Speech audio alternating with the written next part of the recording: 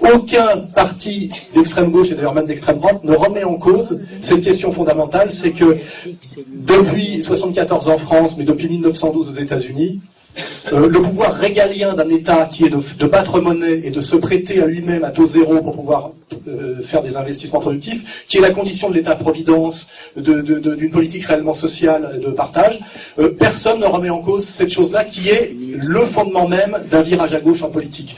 D'où vient la fin de l'État-providence en France? D'où viennent les inégalités et l'hyperendettement de la France? Uniquement parce que la France, comme les autres pays d'Europe avant, empruntait pour ses investissements propres à taux zéro à elle-même, et c'était remboursé par la création de valeur ajoutée et le dynamisme économique. Aujourd'hui, elle est obligée par des lois scélérates, qui sont les trahisons de nos élites, d'emprunter sur le marché privé, aux banques privées, aux taux d'intérêt imposés par les banques. Et cette seule différence qui est fondamentale fait que d'un seul coup, on passe d'une politique de partage et d'une politique sociale à une politique d'appauvrissement, de paupérisation et d'inégalité. Or, vous verrez jamais Besancenot parler de ça. Kennedy a essayé d'en parler à un moment donné. 3 mois après, il était mort. Vous voyez ? Hein, c'est pareil, sur Internet, vous trouvez tout ça, des vidéos sur l'argent-dette, des vidéos sur l'histoire de la privatisation de la réserve fédérale américaine.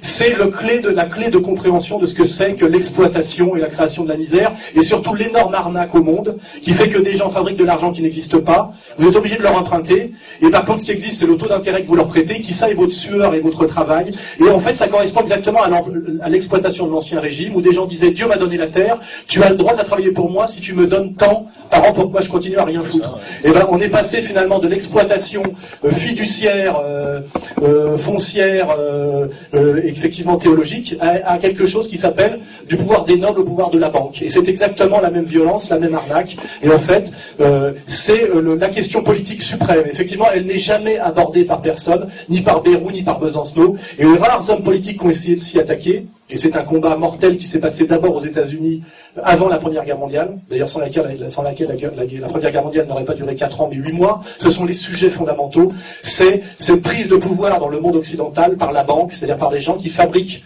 quelque chose qui n'existe pas, qui est du papier-monnaie, mais qui ont le droit, qui est un privilège politique qu'ils se sont donné eux-mêmes, de racketter la terre entière par le taux de profit. Voilà. Prix Nobel d'économie. Voilà.